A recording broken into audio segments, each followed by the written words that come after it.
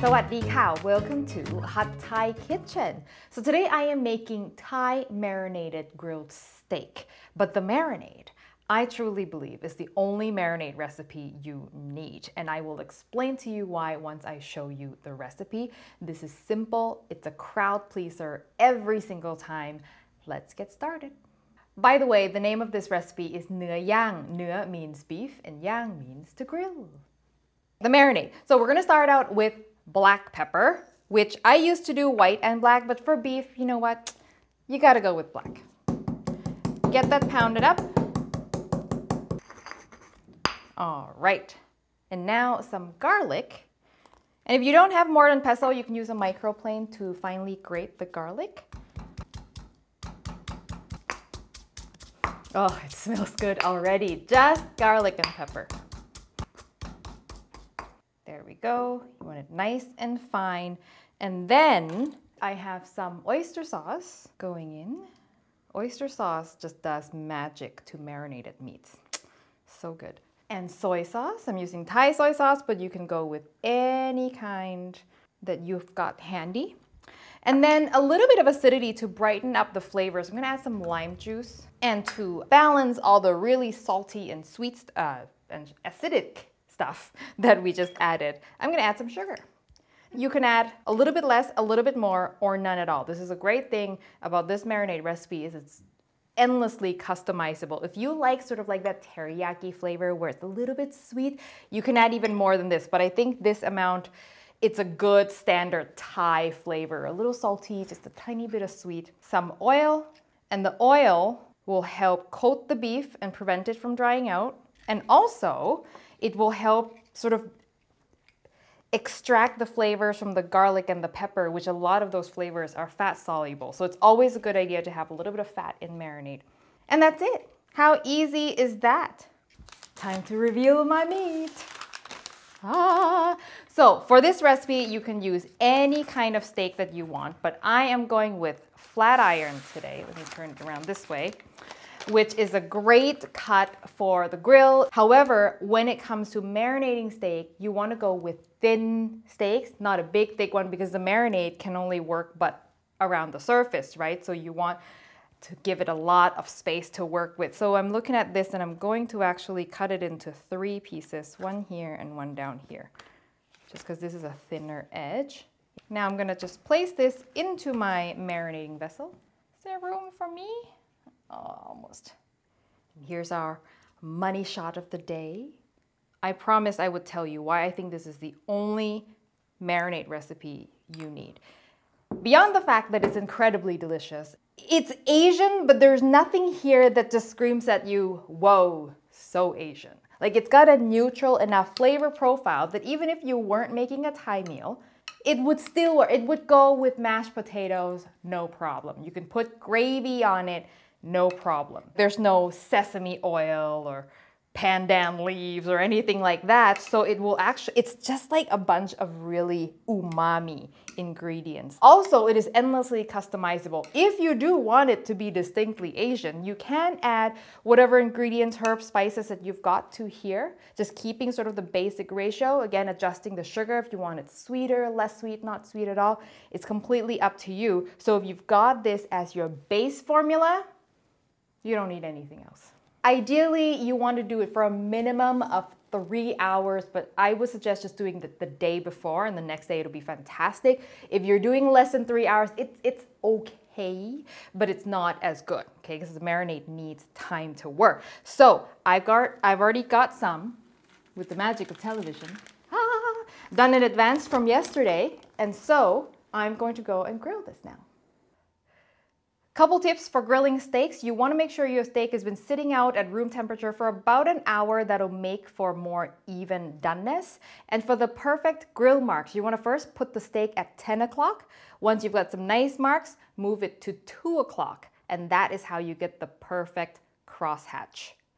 I also don't close the lid of the grill when I do this because I don't want them to cook too quickly and then they will not have time to develop those nice grill marks. If you've got a thick side, it's nice to get some grill marks along the sides as well. And you can grill this to whatever doneness you prefer, but I always recommend using an instant read thermometer to make sure you get exactly what you're looking for. We've got the only steak that you need resting, and you want to give it 5 to 10 minutes for something that size. Now I'm going to show you the only steak dipping sauce you need, at least if you're a Thai person. Okay, if you're eating steak and you're Thai, there is no steak without nam jim jaew, which is what we're about to make right now. Starting with toasted rice powder. And so this is just plain rice. It can be jasmine rice, it could be sticky rice, toasted until it's deep brown like this. I also threw in some lime leaves, some makrut lime leaves just for extra flavor, and we're going to grind that up. Yeah, that's good. It doesn't have to be completely powderized. Remember this ratio that I'm going to give you for nam jim jaew, and you can use this for any kind of grilled meat, chicken, fish, whatever. And if you want to tinker with it, you can. But the ratio you want to start with is 2:1:1:1:1. 2 tamarind paste. I made this from pulp, which I would suggest you do, but the store-bought one would work in a pinch. 1 part fish sauce. That's our salty. 1 part lime juice. That's our sour. The other sour, the tamarind is also sour. And 1 palm sugar. And you want to give this a good stir until most of the sugar is dissolved. So that's your ratio. And if you taste it and you like it sweeter, more sour, you can adjust. But the 2:1:1:1:1 is very useful. Chili flakes, as much as you want. So this is roasted chili flakes. I basically took dry chilies, toasted it a little bit, and ground it up. That's it. You can use any sort of spicy anything. Chopped shallots. Not necessary. You can also do green onions instead. My toasted rice is gonna go in now. Oh, and this is an absolute must right here. Like, you cannot have nam jim jaew without the toasted rice. Like, it's just not jaew. Oh, it smells so good. You add that, it's over. Oh, so good, so good. Some greenery. I'm gonna add cilantro. You can do mint or again, green onions, as I mentioned. If you're making the dipping sauce in advance, you wanna hold the cilantro till last minute to keep them fresh. Oh, the smell of everything. The cilantro goes in and it's like, la, freshness. Okay.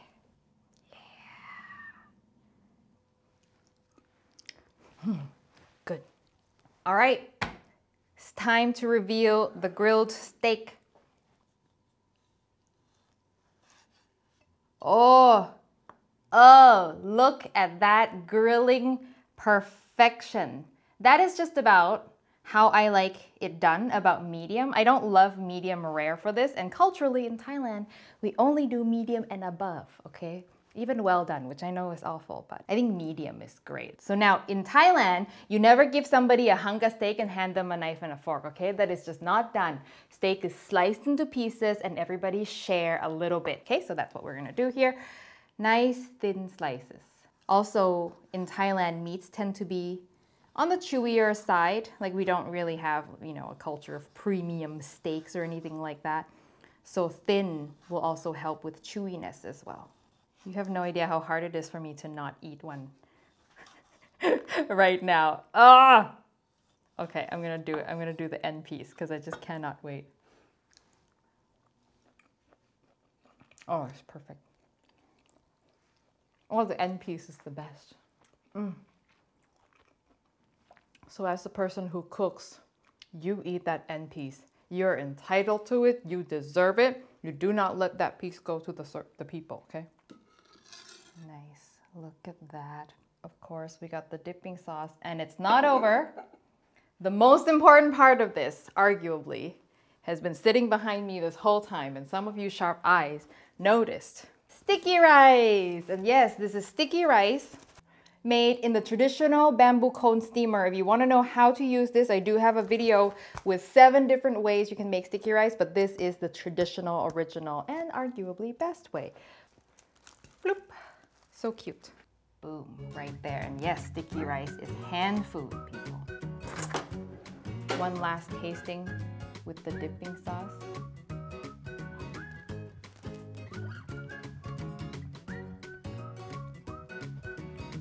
I'm ending on a high note right here with this recipe. So good. I'm gonna let Adam taste the steak just on its own. Oh, you should see him. He's like writhing on the ground. And it's not overly Asian. No. It doesn't taste like, oh, this is definitely Asian food. So if you had pasta salad, potato salad, mashed potato, whatever you want, it will work just fine.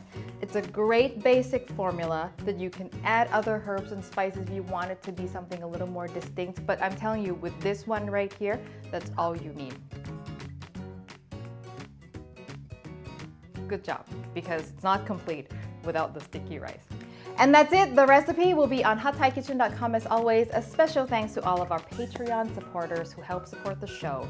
And if you want to know what that's all about, how you can watch my videos ad-free and get bonus content with every episode, you can check out more information in the link below. If you make this dish, definitely tag me on social media at Hot Thai Kitchen. I'd love to see it.